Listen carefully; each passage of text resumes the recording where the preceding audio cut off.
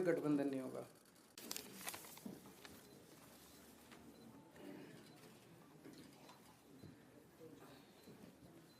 दोस्तों, हेलो दोस्तों, पिछले कई दिनों से मैं दिल्ली की बिगड़ती कानून व्यवस्था का मुद्दा उठा रहा हूँ। पिछले खासकर 2-3 साल में दिल्ली में कानून व्यवस्था बहुत ज़्यादा बद से बदतर होती जा रही है। मैं दिल्ली का एक नागरिक हूँ, दिल्ली का मुख्यमंत्री रह चुका हूँ, लोगों में जाता हूँ, लोगों से मिलता हूँ। लोग इसको लेके बहुत चिंतित हैं।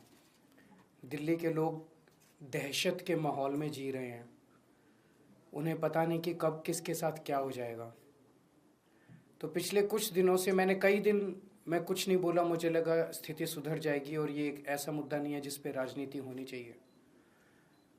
लेकिन जब स्थिति बद से बदतर होती जा रही है और खुलेआम दिल्ली के अंदर सड़कों के ऊपर गोलियां चलने लगी हैं, ऐसा लगता है कि गैंगस्टर्स ने दिल्ली के ऊपर कब्जा कर लिया है, तो मुझसे चुप नहीं रहा गया और मैंने दिल्ली की कानून व्यवस्था को लेके सवाल खड़े करने चालू किए। मैं नांगलोई गया। नांगलोई में एक दुकान के बाहर 2 मोटरसाइकिल पे सवार व्यक्ति आए और उन्हें धुआंधार गोलियां चलानी चालू की। मैं नांगलोई गया। मुझे नांगलोई जाने से बीजेपी का कार्यकर्ताओं ने रोका, मुझे रास्ते में ही रोक दिया, मुझे जाने नहीं दिया, पता नहीं क्यों। पूरे दिल्ली के अंदर आज बिजनेसमैन डर के माहौल में जी रहा है। उसे फिरौती की कॉल आती है। अगर वो फिरौती नहीं देता तो थोड़े दिन के बाद उसके दुकान के सामने शूट आउट हो जाता है, एक मैसेज देने के लिए, संदेश देने के लिए कि अगर तूने नहीं किया तो तेरे साथ कुछ भी हो सकता है। आज बिजनेसमैन को ये नहीं पता मैं सुरक्षा के लिए कहाँ जाऊं। कल मैं पंचशील एनक्लेव गया। पंचशील एनक्लेव में वो एक तरह से दिल्ली का सबसे पॉश एरिया माना जाता है। वहाँ पे 64 साल के एक बुजुर्ग की निर्मम हत्या, चाकू गोद के उनकी निर्मम हत्या कर दी गई। सीनियर सिटीजन्स जो हमारे दिल्ली में बहुत हैं, बहुत सारे ऐसे बुजुर्ग हैं जिनके बच्चे बाहर चले गए पढ़ने के लिए, नौकरी करने के लिए, अकेले रहते हैं, वो आज दहशत के माहौल में जी रहे हैं। दिल्ली की महिलाएं दहशत के माहौल में जी रही हैं। कभी किसी के साथ ईव टीजिंग तो रोज़ का ही काम है, लेकिन कभी किसी का अपहरण हो जाता है, मर्डर हो जाता है, गैंगरेप हो जाता है। आज महिलाएं दहशत के माहौल में जी रही हैं। आज मैं तिलक नगर जा रहा हूँ। तिलक नगर 2 दुकान वालों से मिलूंगा जिनकी दुकानों के बाहर शूट आउट किया गया। मैंने सोचा था ये सारे मुद्दे उठाऊंगा तो एक उम्मीद थी कि अमित शाह जी, आप सब लोग जानते हैं कि दिल्ली की शिक्षा, स्वास्थ्य, बिजली, पानी, ये चुनी हुई दिल्ली की सरकार आम आदमी पार्टी की सरकार के पास है। लेकिन दिल्ली की सुरक्षा, दिल्ली की कानून व्यवस्था, दिल्ली के लोगों की सुरक्षा जो है वो केंद्रीय गृह मंत्री के सीधे अंडर में आती है, अमित शाह जी के अंडर में आती है। तो मुझे उम्मीद थी कि मेरे मुद्दे उठाने पे अमित शाह जी कुछ कार्रवाई करेंगे, अमित शाह जी बलात्कारियों को पकड़ेंगे, अमित शाह जी गैंगस्टर्स को पकड़ेंगे, अमित शाह जी पुलिस को बोलेंगे कि इस तरह की घटनाएं अब नहीं होनी चाहिए, अमित शाह जी कठोर कदम उठाएंगे, ठोस कदम उठाएंगे जिससे दिल्ली वासियों को कुछ सुकून मिलेगा। लेकिन इसकी बजाय हमने देखा कि कल मुझ पे हमला करवा दिया गया। मैं पदयात्रा में जा रहा था, मेरे ऊपर एक लिक्विड फेंका गया। वो लिक्विड हार्मलेस था, लेकिन वो हार्मफुल भी हो सकता था। कल हमारे एक एमएलए को गिरफ्तार कर लिया गया। उस एमएलए का कसूर ये था कि वो एमएलए भी इस किस्म के गैंगस्टर्स का विक्टिम था। उसके पास भी फिरौती की और अलग अलग तरह से गैंगस्टर्स की कॉल्स आ रही थी। आज से 1.5-2 साल पहले उसके पास कई सारी कॉल्स आई जिसकी बाकायदा उसने लिखित शिकायत दिल्ली पुलिस को की कि मेरे पास कपिल सांगवान उर्फ नंदू नाम के गैंगस्टर की बार बार कॉल्स आ रही हैं, मुझे धमकियां मिल रही हैं, मेरे परिवार को धमकियां मिल रही हैं, मुझे उनसे बचाइए।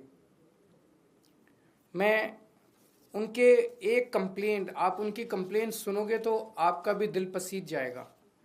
जो उन्होंने पुलिस को कंप्लेन की है, मैं उस कंप्लेन के कुछ हिस्से पढ़ के सुनाना चाहता हूँ। ये कंप्लेन उन्होंने की है धालीवाल साहब, जो कि स्पेशल कमिश्नर ऑफ पुलिस हैं, उनको कंप्लेन की है। सब्जेक्ट है complaint against Shri Kapil Sangwan alias Nandu of Nandu gang and his brother for extending threats of life for the purpose of extortion.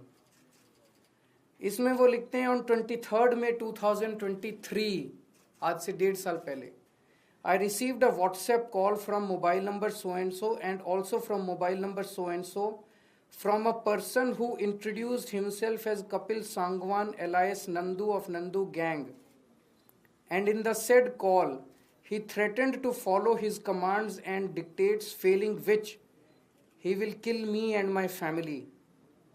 To instill serious fear in my mind, he even disclosed the whereabouts of my son. उसने बताया कि तेरा बेटा इस वक्त यहाँ है, अगर तू हमारी बात नहीं मानेगा तो तेरे बेटे के साथ कुछ भी हो सकता। He even disclosed the whereabouts of my son who is living abroad and also disclosed whereabouts of my other family members. Since then he has called me around 35 to 40 times from the said mobile numbers for the purpose of threatening and extortion.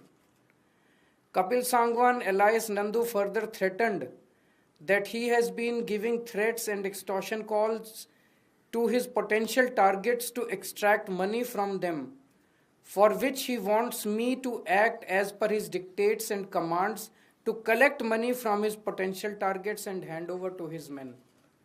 कि फलाने फलाने लोगों से तू पैसे इकट्ठे करके ला और मेरे को हैंड ओवर कर। Since I refused to do so and disconnected his phone, Kapil Sangwan has given WhatsApp call to me number of times and has been pressing for his above said illegal demands and dictates, and has finally conveyed in his last call that he has started extortion calls using my name also. In planning of extortion from his potential targets, Kapil Sangwan wants me to contact his potential targets to convey message of extortion for demand of money and to collect extortion money from his targets. He has also been threatening that if I further refuse to do so, he will instruct his gang members to eliminate me and my family. I have clearly refused to follow the said illegal dictates and have finally decided to bring the matter to your knowledge to protect the potential targets from the illegal acts of said persons. बड़ी लंबी चिट्ठी है, मैंने कुछ portions पढ़ के सुनाया। MLA Naresh Balyan Kapil Sangwan उर्फ नंदू का विक्टिम है। वहाँ से उनको इस तरह की कई धमकियाँ आई और उन्होंने, ये मैंने एक ही चिट्ठी पढ़ी है, उन्होंने कई चिट्ठियाँ दिल्ली पुलिस को लिखी कि इसके ऊपर कार्रवाई की जाए, मुझे लगातार धमकियाँ आ रही हैं। उस पर कार्रवाई करने की बजाय कल दिल्ली पुलिस ने नरेश बालियान को गिरफ्तार कर लिया। कल मेरे ऊपर हमला कराया गया। हमारा कसूर क्या था? हमारा कसूर था कि हम लोग दिल्ली की बिगड़ती हुई कानून व्यवस्था की बात उठा रहे थे। कल नरेश बालियान की गिरफ्तारी से अमित शाह जी ने दिल्ली की जनता को क्या संदेश दिया है? उन्होंने सीधा सीधा संदेश दिया है कि अगर तुमने कंप्लेन करने की कोशिश करी, अगर तुम्हारे साथ कुछ भी होता है और तुमने कंप्लेन करी, तो तुम्हें ही, तुम्हारे ऊपर हमला भी कराया जा सकता है, तुम्हें गिरफ्तार भी किया जा सकता है। कंप्लेन करने की हिम्मत मत करना। ये सीधा सीधा मैसेज है। गैंगस्टर्स को क्या संदेश दिया अमित शाह जी ने? कि मैं हूं तुम्हें बचाने के लिए, चिंता मत करना। कोई कंप्लेंट आएगी, कंप्लेनेंट की ऐसी तैसी कर देंगे, कंप्लेन करने वाले की ऐसी तैसी कर देंगे, तुम चिंता मत करना, मैं बैठा हूं गृह मंत्रालय में तुम लोगों को बचाने के लिए। कौन बचाएगा फिर लोगों को? लोग किसके पास जाएंगे? लोग किसके पास कैसे शिकायत करेंगे फिर लोग? मैं अमित शाह जी से कहना चाहता हूं कि अगर आपके अंदर हिम्मत है तो आप इन गैंगस्टर्स को गिरफ्तार करके दिखाइए। बच्चा बच्चा दिल्ली का जानता है कि दिल्ली के अंदर कौन कौन गैंगस्टर्स ऑपरेट कर रहे हैं। अगर हिम्मत है तो उन गैंगस्टर्स को गिरफ्तार करके दिखाइए। दिल्ली के अंदर जो मर्डर कर रहे हैं उनको गिरफ्तार कीजिए। दिल्ली के अंदर जो बलात्कार कर रहे हैं, अपराधी घूम रहे हैं, उनको गिरफ्तार कीजिए। मेरे ऊपर हमला कराने से, मेरे एमएलए को गिरफ्तार करने से क्या दिल्ली की महिलाएं सुरक्षित हो जाएंगी? मेरे ऊपर हमला कराने से, मेरे एमएलए को गिरफ्तार करने से क्या दिल्ली के बिजनेसमैन सुरक्षित हो जाएंगे? मेरे ऊपर हमला कराने से, मेरे एमएलए को गिरफ्तार करने से क्या दिल्ली के नागरिक, सीनियर सिटीजन सुरक्षित हो जाएंगे? अब दिल्ली की जनता अमित शाह जी आपसे ठोस कदम की उम्मीद करती है। अगर आपके कोई क्वेश्चंस हैं तो बता दीजिए। कल जो आप पर हुआ उसके बाद ये भी कल आपने परसों जो है वो एक बड़े गैंगस्टर का नाम लिया था, आपने विधानसभा के अंदर कहा था, क्या उसको भी आप लोग जोड़कर देख रहे हैं क्या? मुझे नहीं पता, पर मुझे तो बताया गया कि वो तो बीजेपी का मेंबर है। दिल्ली विधानसभा चुनाव होने सर आप पदयात्रा निकाल रहे हैं, दूसरी तरफ बीजेपी परिवर्तन यात्रा निकालने की बात कर रही है दिल्ली में। निकालने दीजिए सबको। देश जनतंत्र है और स्वाधीन देश है, सबको अपनी अपनी यात्रा निकालने का अधिकार है। सर, विधानसभा चुनावों की अब सुगबुगाहट शुरू हो गई है, गठबंधन की लगातार बातें चल रही हैं, तो क्या दिल्ली में कोई गठबंधन नहीं होगा। Thank you.